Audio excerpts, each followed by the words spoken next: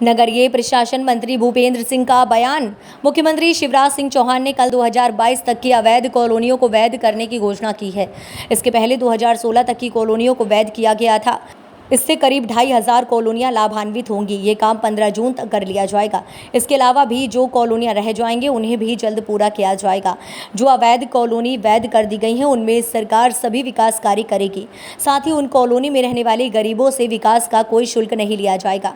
साथ ही अभी तक अवैध कॉलोनियों के मकान तोड़े जाते थे, अब उन्हें तोड़ा भी नहीं जाएगा। मंत्री भूपेंद्र सिंह का बयान। 29 मई को सीएम हाउस में हाथ ठेला चालक हैं और जो फुटकर विक्रेता हैं उनके लिए 3 बजे सम्मेलन होगा। इन सबका सम्मेलन होगा और प्रदेश भर के हाथ ठेला चालक और फुटपाथ विक्रेता प्रदेश भर से वर्चुअली जुड़ेंगे। भोपाल के सभी विक्रेता सीएम हाउस में जुटेंगे। गर्मी के मौसम में कई जगह से जल संकट की सूचना मिल रही है। इस पर भूपेंद्र सिंह का कहना है कि हम लोग लगातार समीक्षा करते हैं, कहीं जल संकट ना हो इसका प्रयास कर रहे हैं। साथ ही मुख्यमंत्री शिवराज सिंह चौहान के प्रयास से मां नर्मदा का जल भोपाल आ गया। बीजेपी का गढ़ कही जाने वाली 66 विधानसभाओं पर दिग्विजय सिंह लगातार फोकस बनाए। इस मामले में भूपेंद्र सिंह का कहना है कि दिग्विजय सिंह बंटाधार हैं, मध्य प्रदेश को बर्बाद कर दिया था। दिग्विजय सिंह के कुछ करने से कुछ नहीं होगा। मध्य प्रदेश सरकार द्वारा पूर्व में चलाई जा रही दीनदयाल रसोई को लेकर भूपेंद्र का कहना है कि सीएम ने दीनदयाल रसोई के बारे में चर्चा की है। गरीब को 5 रुपए में खाना मिले। अगली कैबिनेट में इसे पारित किया जाएगा। कॉलोनियां जो ग्रामीण क्षेत्र में बनी हुई हैं सर, यदि तो क्या वो इस घोषणा के अंतर्गत आएंगे सर? देखिए, आप अगर कल कार्यक्रम में होंगे तो आपने सुना होगा कि माननीय मुख्यमंत्री जी ने ये साफ निर्देश दिए हैं अधिकारियों को कि प्रदेश में अब कहीं पर भी अवैध कॉलोनियां ना बने। ये अधिकारियों की जिम्मेदारी है और नहीं तो उनके विरुद्ध कार्रवाई की जाएगी। साथ में हम पूरे प्रदेश के कॉलोनाइजर्स को भी बुला रहे हैं। मुख्यमंत्री जी उनसे बात करेंगे और हम जो कॉलोनी की जो अनुमति की प्रक्रिया है उसको भी और सरल कर रहे हैं, जिससे कि अवैध कॉलोनियां बनाने की स्थिति ना बने। तो नियमों को और सरल करने का काम माननीय मुख्यमंत्री जी से कॉलोनाइजर चर्चा करेंगे और उसमें माननीय मुख्यमंत्री जी निर्णय लेंगे। सर, सीएम साहब इन क्षेत्र में जो अवैध कॉलोनियां कट चुकी हैं तो क्या वो इस दायरे में आएगी या उनको इसका लाभ मिलेगा, ये हो रहा है सर क्या? और इसके अलावा क्या नगरीय निकाय की बात की जाए तो सर नगर निगम या नगर पालिका उन अवैध कॉलोनियों में विकास कार्य शुरू करेगी सर क्या? बिल्कुल शुरू कर ही दिए, शुरू नहीं करेंगे, शुरू कर ही दिए हैं। और कल माननीय मुख्यमंत्री जी ने एक बड़ा ऐतिहासिक ये भी निर्णय लिया है कि जो गरीब है उनको हम विकास शुल्क जो कॉलोनी का अभी वैध होने पर लग रहा था वो विकास शुल्क भी उनसे नहीं लिया जाएगा।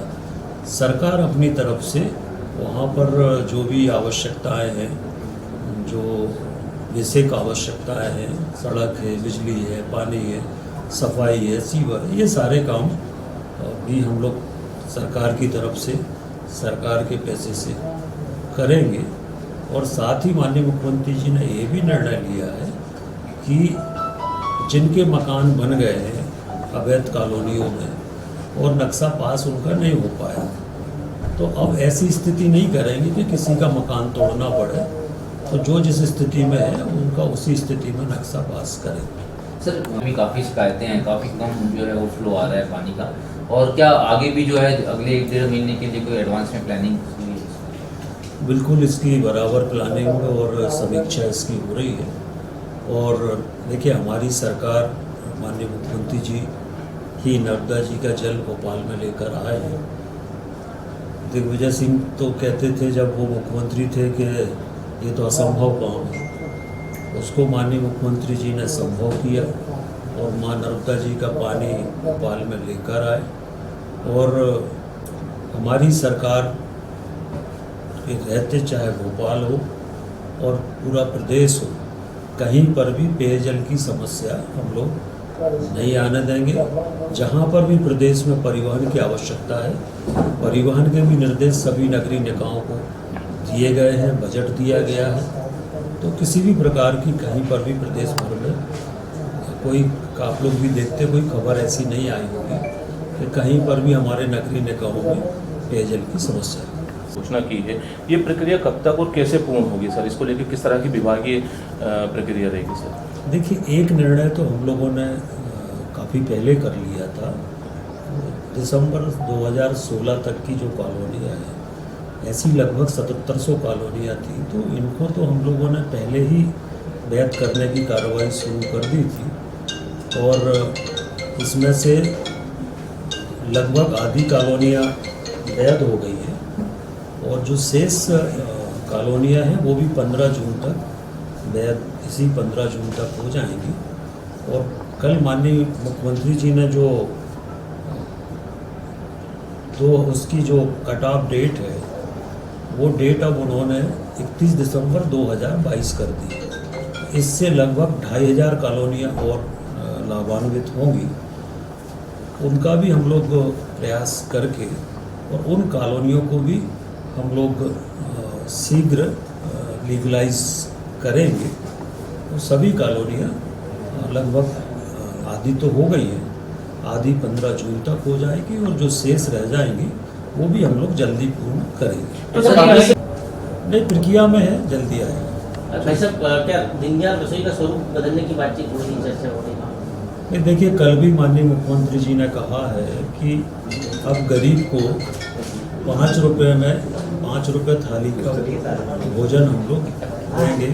गरीब को 5 रुपये में थाली मिलेगी, तो उसकी पूरी तैयारी चल रही है और अगली कैबिनेट में ये प्रस्ताव क्या आ उसका जाएगा। नाम भी मामा की रोटी हो रहा है? नहीं, अब दीनदयाल अंत्योदय योजना के अंतर्गत ये हमारी योजना है। अब वो दीनदयाल अंत्योदय तो रहेगा ही, उसके अलावा थाली का क्या नाम हो सकता है, सोचें। भाई साहब, क्या 29 तारीख को 29 मई को 29 मई को मुख्यमंत्री निवास में हमारे प्रदेश के जो हाथ ठेला चालक हैं और जो फुटपाथ पर दुकानें लगाते हैं, फुटकर विक्रेता हैं, इनका एक सम्मेलन 29 तारीख को दिन में 3 बजे सीएम हाउस में होगा और उसमें हमारे प्रदेश के सभी हाथ ठेला चालक और जो फुटकर दुकानें लगाते हैं, फेरी का काम करते हैं, इन सब का एक सम्मेलन होगा और पूरे प्रदेश भर के हमारे जो हाथ ठेला चालक हैं, फुटपाथ विक्रेता हैं, ये सब वर्चुअली पूरे प्रदेश में जुड़ेंगे। पूरा लाइव होगा कार्यक्रम और सीएम हाउस में सभी हमारे जो भोपाल के हाथ ठेला चालक हैं, फुटपाथ विक्रेता हैं, ये रहेंगे। बाकी पूरे प्रदेश के सभी नगरीय निकायों में ये लोग जुड़ेंगे और माननीय मुख्यमंत्री जी उनसे बात करेंगे। इंतजार हो रहा है कर्मचारियों का डीए को लेकर, महंगाई भत्ते को लेकर, कह रहे हैं कि लंबा इंतजार हो गया, केंद्र ने जनवरी में दे दिया, अभी तक मध्य प्रदेश में लागू नहीं। देखिए, जितना कर्मचारियों के हित में मध्य प्रदेश की सरकार ने काम किया है, उतना मध्य प्रदेश में कभी नहीं हुआ। माननीय मुख्यमंत्री जी जितना कर्मचारियों के प्रति संवेदनशील है, कर्मचारियों का सम्मान, उनका वेतन, समय समय पर डीए, ये सब हमारी सरकार ने दिया है।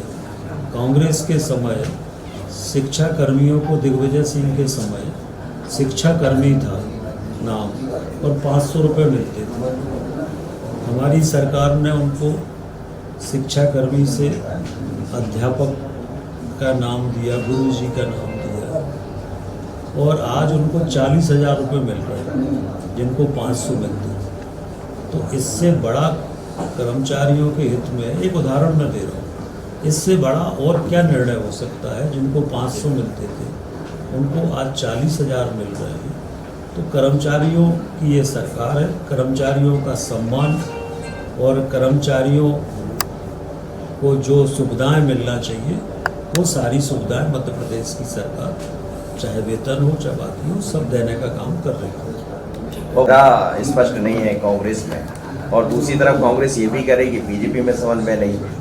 जी, पवन खेड़ा कह रहे हैं कि कांग्रेस का चेहरा स्पष्ट नहीं है, अभी बाद में तय हो जाएगा, हम तो विकास के मुद्दे पर चुनाव लड़ेंगे।